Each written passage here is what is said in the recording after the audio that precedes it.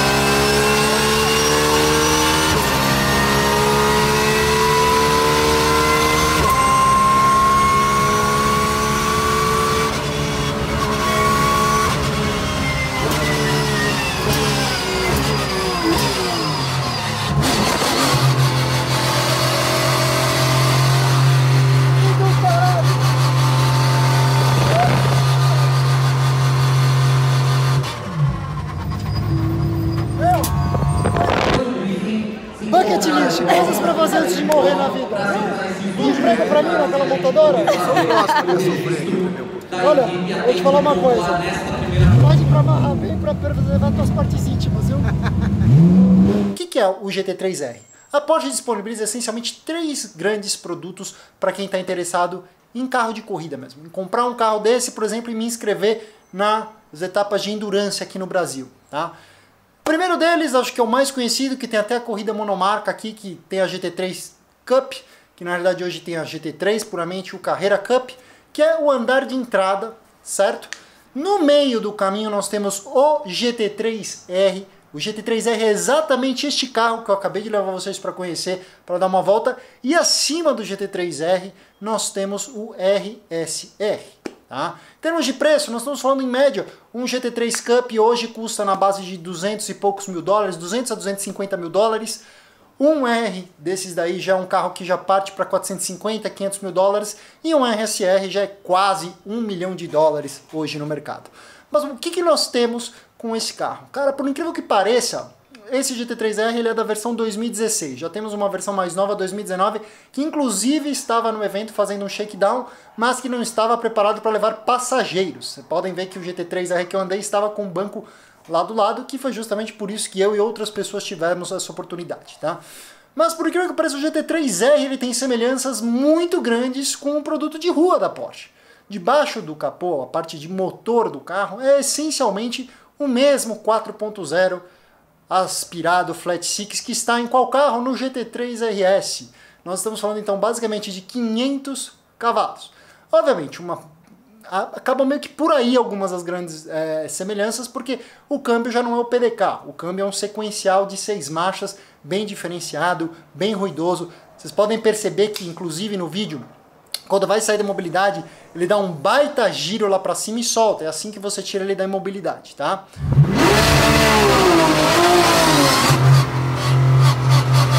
Como todo bom carro de corrida, diferentemente de um carro de rua, a suspensão é completamente customizável ao gosto do piloto. Então você tem acertos, assim como num carro normal, de cambagem, de caster, de convergência, de divergência, só que tudo isso é extremamente engrandecido nessa parte. A suspensão, os amortecedores também são completamente reguláveis. Quando a gente fala de regulagem, a gente está falando de um nível realmente absurdo de customização conforme o gosto do que o piloto encaixa ali na tocada, tá?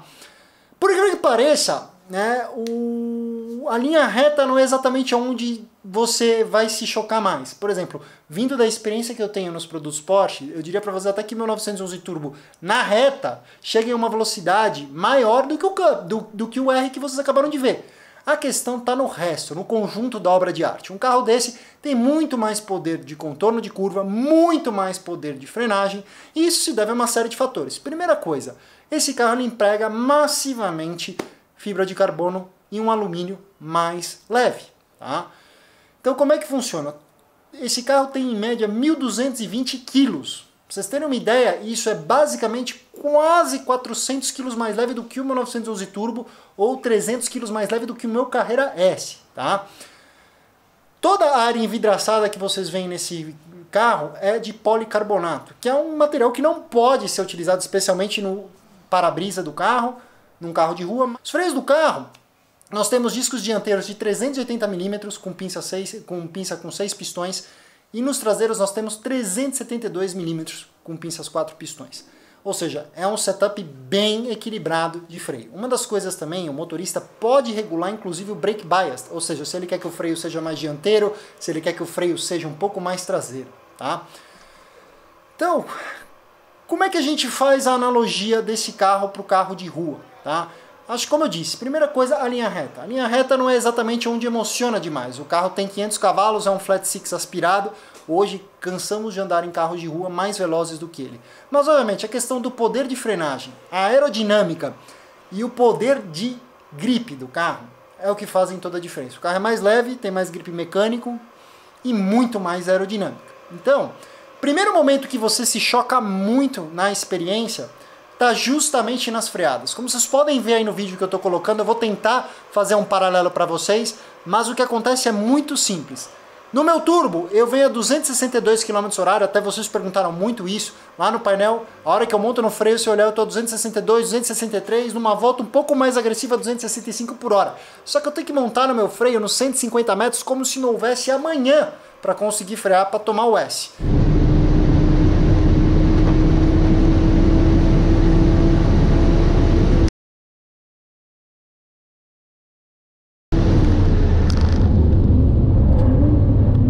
Se vocês olharem esse vídeo, eu estando de passageiro, ou seja, as voltas foram quentes, mas não tão quentes como se o piloto estivesse sozinho no carro.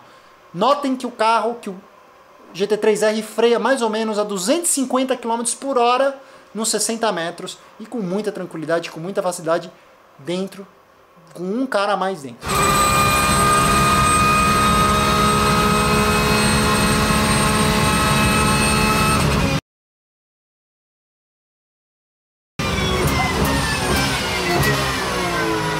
Esse poder de frenagem, isso traz uma força G muito forte. É uma força G que não é só a lateral, que a gente está acostumado nos testes de ver um G.2 de curva, não. Estou falando de uma freada que teus olhos querem sair da cara. Obviamente, toda a posição, vocês podem ver que não tem nem como comparar a carenagem, o acabamento, não tem nada a ver com carro de rua, né?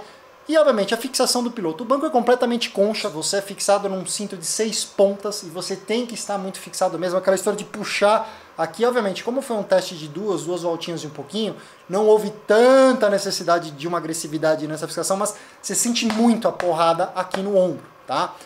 Então, aquela puxada. Então, a primeira coisa é freada, cara. A capacidade, o poder de frenagem de um carro de corrida comparativamente a um carro de rua, eu diria que mesmo o GT3 RS original, vai frear, mas vai frear uns 30, 40 metros, eu diria que nos 110, 120 metros o cara tem que montar no freio mesmo, tá? Outra coisa muito intrigante é a relação de volante. Um carro de rua, a gente sempre fala, especialmente na PC, nas avaliações, que a gente gosta de direção direta e com muito feeling, que a gente sinta muito o que está acontecendo, né? Só que a relação da direção, ela num carro de rua não pode ser tipo, você deu um espirro, o carro virou 90 graus, né? Isso significa que a relação da direção de um carro de rua ela é mais lerda. O que quer dizer? Você precisa virar mais o volante para botar o carro na direção que você quer ir. No carro de corrida vocês podem ver que é uma relação hiper direta. O que seria um movimento mais ou menos assim num carro de passeio, no carro de corrida muitas vezes é um movimento muito mais curto. E a reação do carro, a resposta é muito rara, mais agressiva. Por quê? Porque, primeiro, suspensão do carro é muito mais afiada. Aqui, toda a parte de embuchamento, a parte de braços articulados, toda a parte de suspensão de um carro desse não faz nenhuma concessão em favor de conforto. O piloto simplesmente vai regular o dumping e o rebound do amortecedor conforme a condição do piso para priorizar desempenho. Então, isso, naturalmente, se transfere numa resposta muito mais afiada, tá? Obviamente, já que a gente tocou nessa questão da suspensão, a rolagem de carro seria praticamente inexistente. O asfalto dentro do autódromo é o asfalto mais perfeito, não tem buraco, não tem lombata, não tem valeta, certo? Então é natural que para o carro desempenhar, performar desse jeito, que todas as pistas com mínimo de padrão global, FIA, sejam perfeitas. Então percebam como o carro não tem rolagem e além disso, a força G que você tem. Vocês se perguntaram por que os pilotos, todos eles fazem um preparo físico muito grande, o material do Nuno Cobra com o Senna, ou todos os pilotos, reforço de pescoço, abdômen, antebraço. Por quê? Porque o cara tem que ter estamina, o cara tem que ter endurance para aguentar não 1, 2, 3 voltas nesse ritmo, mas às vezes 50, 60, uma etapa de endurance, 4, 5, 6 horas de corrida, o carro aguenta, o piloto vai aguentar. Então assim, a força G nas entradas, por exemplo, curvas que você se espanta muito são as curvas de alta velocidade. Acho que diria que a curva que você mais sente lá em Interlagos é a descida do lago, depois o laranja, o próprio sol, mas o sol é uma curva que é um pouco aberta, mas assim, descida do lago, que o carro tem que apontar agressivamente, o laranja, que tem que subir, o pinheirinho, é complicado pra caramba, porque são curvas que você tem uma razoável velocidade que você aponta muito veloz o carro, tá? E bom, obviamente, por último nessa história toda, esses carros costumam ter um grip mecânico muito maior, as rodas de um GT3R são aro 18, esses carros andam com pneu slick. O que significa o pneu slick? Muito mais tolerância a esse tipo de condição. O pneu tem muito mais contato com o solo. Outro composto de borracha em relação ao composto que vai no seu carro de rua. Por exemplo, a calibragem no pneu desse, obviamente, não deve ser feita com o mesmo ar que o nosso carro de rua normal. Muitas vezes é utilizado nitrogênio. Por quê? Para lidar com toda essa quantidade de caloria existente nessa condição, certo? O calor é o inimigo. Quanto mais quente, maior vai dilatar o pneu, porque maior vai ficar a calibragem, meus amigos. Cara, com isso eu espero ter ficado claro a diferença de um carro como o GT3R, que é o produto intermediário puramente de corrida da Porsche, para como é que é a sensação de um carro de passeio muito veloz, meus amigos. Se você gostou desse vídeo, não esquece de deixar o like. Se me conheceu agora, se inscreva no canal. E bom, nessa tela final vocês podem ver o evento que eu fiz lá com o meu turbão amarelo direto de Interlagos, assim como o teste que eu fiz de uma Turbo S 2019 com estágio 2 pela Pit Stop Shop.